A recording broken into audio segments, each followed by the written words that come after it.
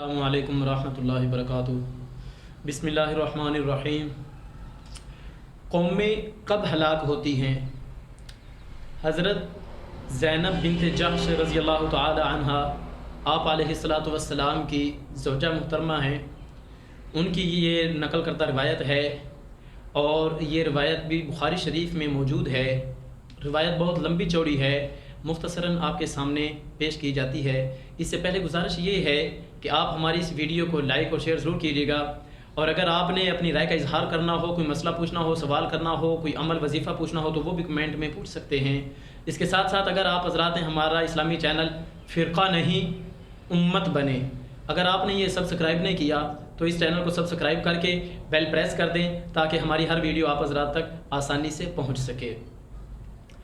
تو حضرت زینب بنت جحش رضی اللہ تعالی عنہ فرماتی ہیں کہ میں نے ایک دن سوال کیا کہ یا رسول اللہ صلی اللہ علیہ وسلم، کیا ہم ایسے حال میں یا ایسے وقت میں، ایسی گھڑیوں میں، ایسے زمانے میں ہلاک ہو سکتے ہیں کہ جب کہ ہم میں موجود نیک لوگ ہوں، اللہ کے عبادت کرنے والے بندے موجود ہوں، تو کیا ایسے حال میں ہم ہلاک ہو سکتے ہیں؟ تو آپ علیہ الصلاۃ والسلام نے فرمایا کہ ہاں، جب فسق و فجور اور زناکاری کی گندگی عام ہو جائے گی تو اس وقت ایسے لوگوں کے ہوتے ہوئے بھی ہلاکت آ سکتی ہے۔